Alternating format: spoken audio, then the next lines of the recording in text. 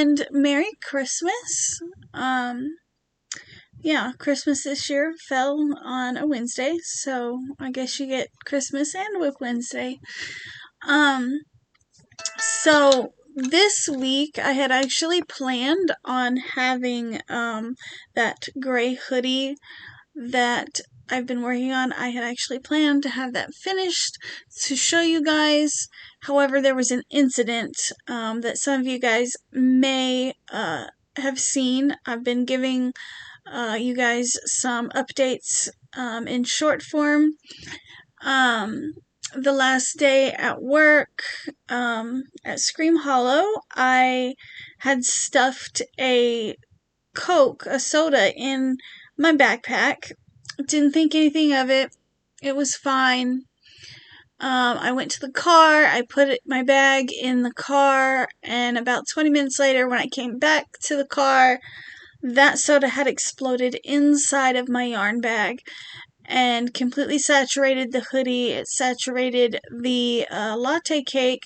Now, of course, the Red Heart Super Saver was only partially wet.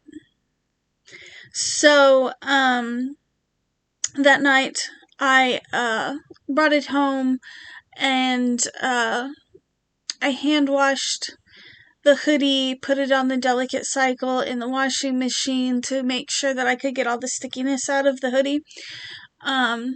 Actually, what I've had to frog an entire sleeve. One sleeve, I just frogged the entire thing so that I could get that yarn off of the hoodie. Everything else was already secure, so then I put it in the washing machine on the delicate cycle, and rinsed it out real good, washed it up real good. Now, the latte cake has been a problem. At the time of recording this video, I'm still trying to get it to dry out. It was saturated all the way through. It was at the bottom of my bag, and the bag itself was saturated all the way through, and there was actually a puddle in the seat of the car. So I took the cake and I took the label off and I ran it under cold water. Actually, eventually I just ran it under warm water. Just because I'm concerned about the sugar and it drying and the yarn being sticky. You know, it's got those floofy halo hairs on it, and I'm really concerned that those sugars, or I was concerned that those sugars drying was gonna, you know, cause problems. So I ran the whole thing under hot water, trying to get all of that sugar out of there. And then I squished as much water out of it as I could and set it out to dry for the night. The next morning it was still very, very wet. So Benjamin squished out more water. We set it out to dry outside. That did not work.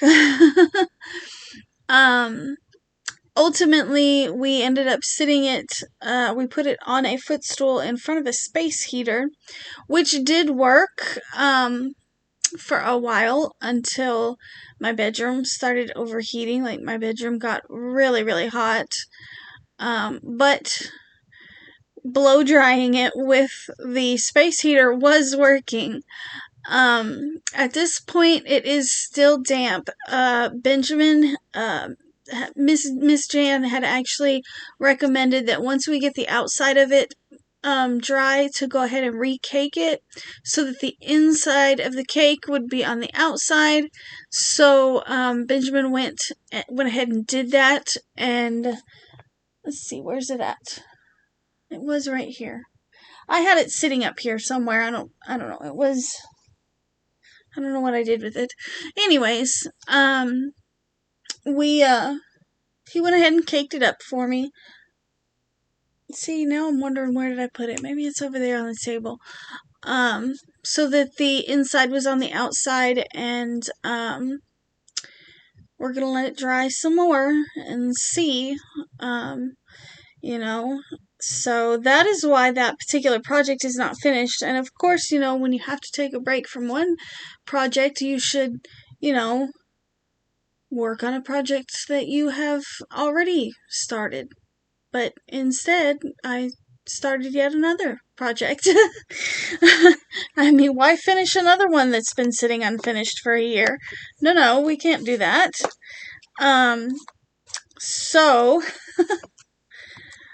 one of my Christmas presents from Scotty, who is she's also Casey's grandmother on her father's side. She gifted me for early Christmas this book called Crochet Monsters by Megan Lapp. She is also the lady that wrote the Impkins book. This one actually came out before the Impkins book. And I have the Impkins book as well. I still have yet to make anything out of it yet, though.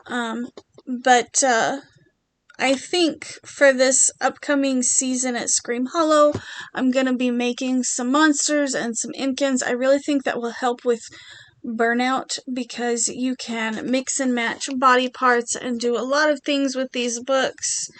So I think I'm going to be doing some Impkins and some monsters for Scream Hollow this upcoming season. Now, if you guys are interested in picking up this book or the Impkins book, I will link both of those in the description box below. Here's the back, some more examples of little guys that you can make. I'm really enjoying this book. It's really fun, actually. I have a notebook and I just wrote like mouth, body, arms, legs, and then I wrote the page numbers that they're on. So this is a little guy that I started. You can see I already got his mouth and everything, all of that done. His body, if you look, I did everything in the back loop only. That is because since his body is finished now, I am using this really eyelashy yarn. It's eyelash yarn. I found it at the thrift store.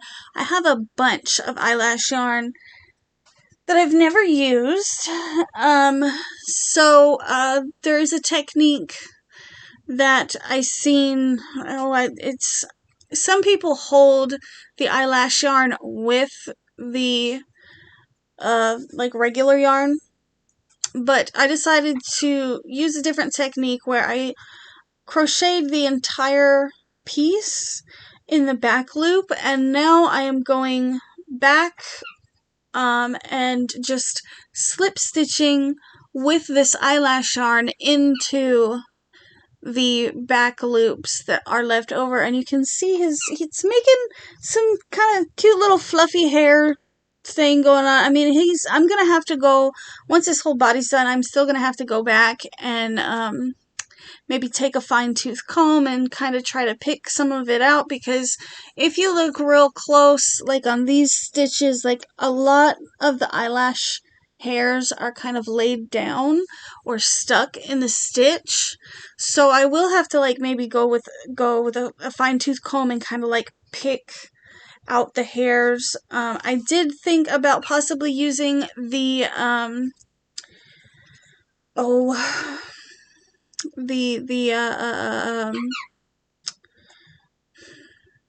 like the pet brushes that Casey uses to make her tails.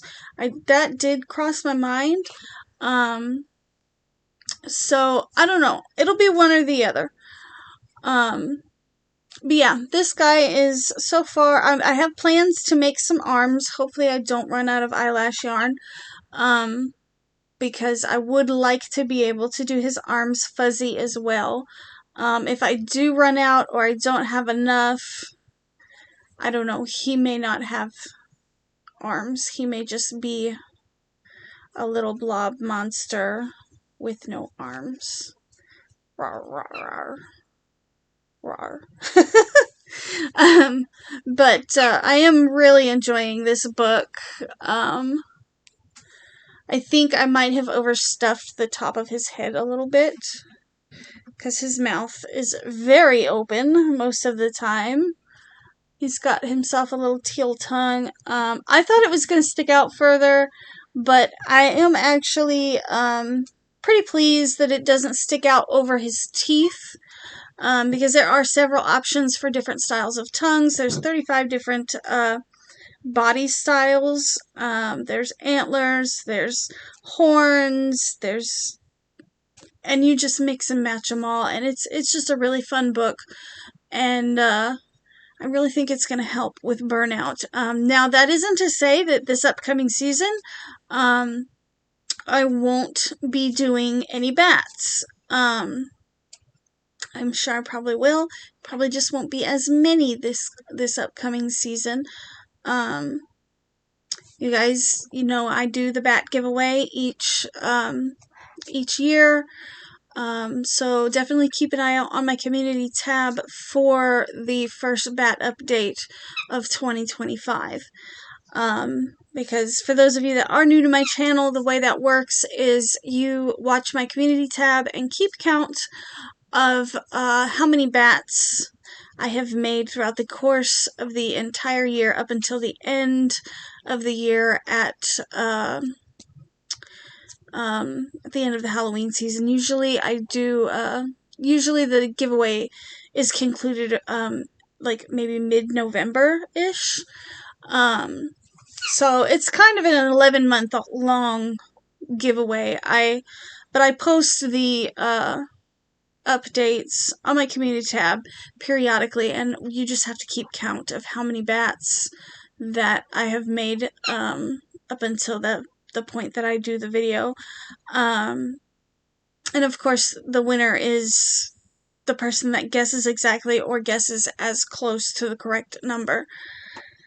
That all being said, this year has been a really good year. And I do have one more giveaway coming up. That video will probably be coming out in, I don't know, probably about a week or so.